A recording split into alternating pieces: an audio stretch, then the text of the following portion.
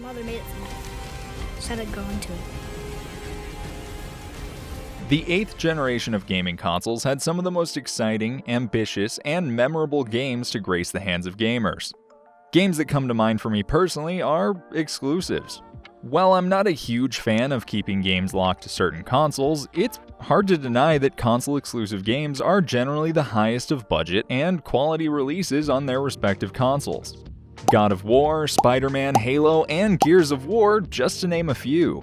While there have been games inside of each of these series that have had their ups and downs, not pointing fingers, they also define the identity of the console they belong to. So, what about the exclusives that failed to leave their mark? Games that we all, including the companies behind them, have seemingly forgotten. While it may sound crazy to think that in such a memorable generation there could be first-party games of all things that could be so easily forgotten, but, well, there are. Today we're going to limit our scope to just one console and talk about Xbox's forgotten exclusives. While I hadn't meant for it to be, this is limited to just the Xbox One. With that being said, let's jump right into it. But first, this video is brought to you by me. If you enjoy listening to two idiots talk about gaming, movies, TV, and general life stuff, come check out the Pixel Purgatory channel where I'm joined by my co-host, Chach. There you can hear our opinions and get to know us more. If you're not already sold, we have a mascot. Look at this dumb little bastard. He's cute as shit and he'd be heartbroken if you didn't subscribe. So head on over and check us out. It's one purgatory you won't want to leave.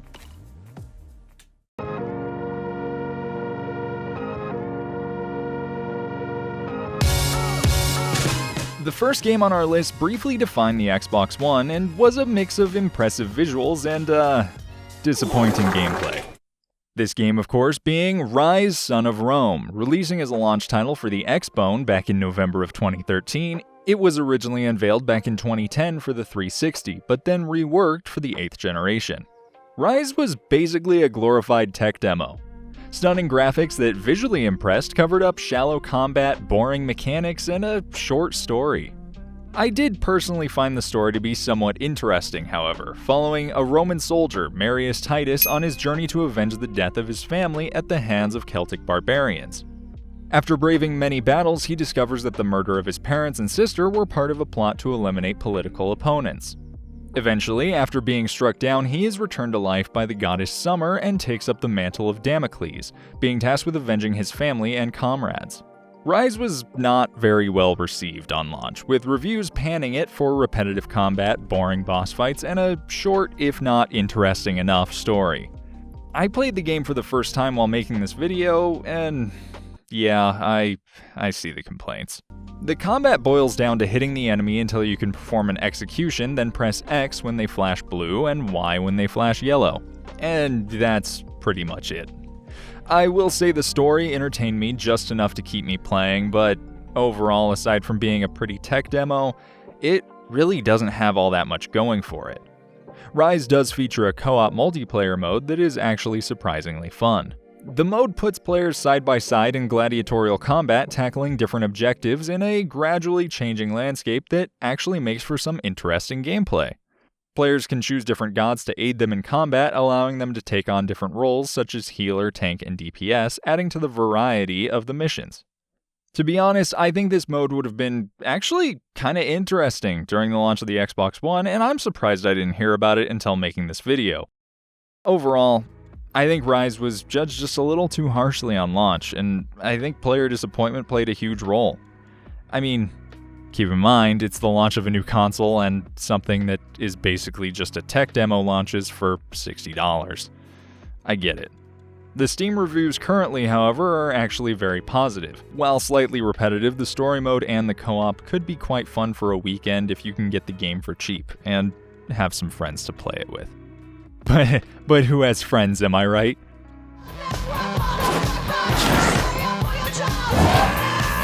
The next game on our list is one of my personal favorites, Sunset Overdrive. Despite being a decent game, it, much like the other games on this list, is never talked about and is actually absent from nearly all modern Xbox imagery, even before the end of the Xbox One era.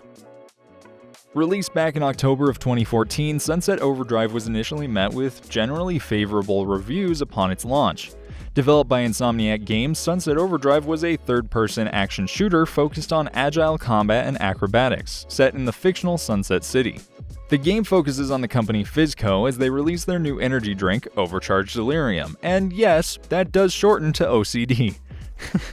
An unfortunate side effect of this delicious drink is that it turns those who consume it into disfigured and violent mutants. As a member of the sanitation department, the player must work with survivors inside the city to survive and reveal the truth of Fizzco to the outside world. The story's fun, silly, at times crude, and an all-around good time. The mechanics of the game aren't necessarily deep, though shallow would be entirely inaccurate. Players must rely on wall running, ziplining, grinding on rails, and general acrobatics to survive the varied mutant enemies lurking around Sunset City. Throw in some high-powered firearms, and Sunset Overdrive really is a hell of a good time. Sunset Overdrive, like the other Xbox games on this list, is available both on Xbox and PC. However, unlike the other titles, there is a difference between both versions. The Xbox version has a multiplayer mode that is noticeably absent from the PC release. Being that I don't actually own an Xbox, I had to do some looking online. The mode is called Chaos Squad and allows 8 players to join together with the heroes they've journeyed through the story mode with and complete a series of missions to unlock new items and weapon customization options. It seems like a pretty cool mode, and I'm kinda bummed that I've missed out on it. Overall, I thoroughly enjoy Sunset Overdrive, and I feel it still holds up today as a fun, chaotic shooter. A little personal anecdote here, this game, at the time of its release, was enough to make me almost consider purchasing an Xbox One. I mean, I didn't, but it did make me think about it. I did, however, eventually purchase the game the day it came to PC back in 2018. To this day, it's my favorite Xbox exclusive from the 8th generation. I had trouble putting the game down when I was playing it to get footage for this video. If you haven't checked it out already, you absolutely should.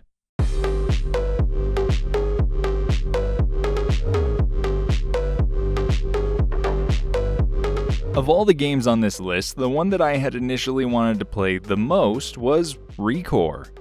The best way I can describe this game is that it feels like Microsoft's attempt at a Ratchet & Clank style game on the Xbox. I'm sure this description will make some people angry, but to be honest, that's kinda how it felt to me. Initially launching back in September of 2016, Recor was met with very middle-of-the-road reviews. It kinda just existed. I remember really wanting to play it upon seeing some gameplay, but years later, when I finally got my hands on it, I just couldn't get into it. We'll start with the story. The plot centers around Jewel Adams, a human volunteering to aid the colonization of the planet Far Eden. After spending centuries in cryosleep, she awakens to find the planet in disarray, as all the machinery the colonists had set up to aid in terraforming and communicating with their home planet has been offline for hundreds of years. Jewel, along with her robot companion Max, set off to uncover the truth behind the downfall of the colonization. Personally, I find Recor to be a bit weaker of a title than it had the potential to be. It's a shame, as I love the visual style and I find the premise of the story to be interesting. Unfortunately, the gameplay is a bit lackluster. While the actual gunplay does eventually get better as you upgrade Jewel's rifle, overall, I found the combat offers little to no challenge. Basically, when you aim, the targeting locks onto an enemy and you shoot ammunition of the corresponding color at different targets. It's fine, and I feel like it works with what they're going for, a laid-back adventure game. Well, at least that's what it feels like they're going for. If they weren't, they fucked up bad. Anyways, for me personally, it just feels a little too mindless, and the repetition and lack of entertaining combat had me waking myself up in between the main story beats that I was much more interested in. I will say one thing though, I ended up playing the game a fair bit on my Steam Deck, and for what it's worth, I actually think Recor feels a little better as a handheld game.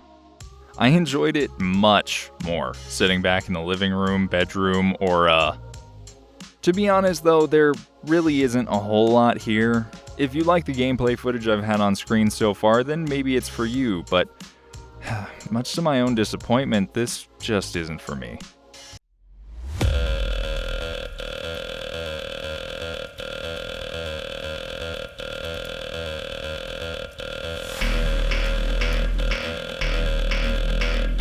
The next game on our list is, also the worst. Developed by Control developer Remedy, this game is Quantum Break. Quantum Break had an advertising campaign essentially pushing it as the Xbox One's flagship game, but unfortunately, it really lacked all the things that could take it to the heights that it needed to be. So, what is it? Well, basically, someone thought, hey, we should make an interactive TV show where all the action is done through gameplay, but all the cutscenes are 20-minute episodes of a TV show. And then we found ourselves in the bad timeline. Full disclosure here, I didn't play much past the first major branch and episode of the TV show, so I'm sorry if it gets exponentially better in the latter parts of the game, but from the research I've done, it doesn't appear to. This is the only game on the list I couldn't continue to play because I kept feeling the overwhelming urge to take a nap each time I pressed continue. I understand the developers have also made Alan Wake and Control, but they can't all be good, right? The basic premise of the story is okay, but it's also just generic time travel with a superpower twist. Our main character, Iceman, is contacted by his childhood friend Littlefinger to help him run tests on a time machine that Iceman's little brother Mary is vehemently against. The time machine malfunctions during their testing and initiates a time apocalypse that we must work to stop and set things right. Honestly, the story by itself isn't the worst thing. However, the gameplay and acting, unfortunately, bring the game down a lot. Starting with the combat, the main focus, it's incredibly bland. The best way to explain it is that the guns have no punch behind them. They don't feel good to use, and then to top it off, the enemies can take multiple bullets, so it feels like you're shooting Nerf darts at them. The only part of the combat that feels somewhat okay is the time powers, specifically the dodge. As for the acting, just in the opening, there are a few line deliveries that sound awkward. I know these are relatively successful actors that have shown they can do well in other roles, so maybe the direction was wrong, but some of this acting just doesn't work. On to the big selling point of the game, the TV show. And what's the verdict? Bad. So turns out the problem with stretching a budget to make both a TV show and a video game is that neither get the full attention they need. Despite Quantum Break having a budget of $100 million, when you break it down, at best both the game and TV show had $50 million to work with, and that just wasn't enough for either to land the punches it needed to be successful. Just for the sake of doing my due diligence, I did go through and watch all the episodes of the show on YouTube, and while it wasn't the worst thing, obviously I didn't have all the context without the game alongside it, it just felt like a low-budget show on sci-fi. Like I said, I enjoyed the premise, but, well, everything else just fell extremely flat. Fortunately, if you are interested in checking out Quantum Break, much like all the other games in this video, you can regularly get it on sale at a pretty low price. Or you could also just pick up Game Pass and have access to all of them and a bunch more for probably a much lower price overall. There's definitely some other Xbox exclusives that could go on this list, but I wanted to pick games that I remember fondly and either disappointed overall or just didn't pack enough punch to really leave their mark. Let me know in the comments if there's any games you feel were left behind in the last generation that you think deserve more attention. Thanks for watching, and I hope you enjoyed. If you did, consider leaving a like and subscribing, as it helps me out a lot. With that, I'm out. See ya.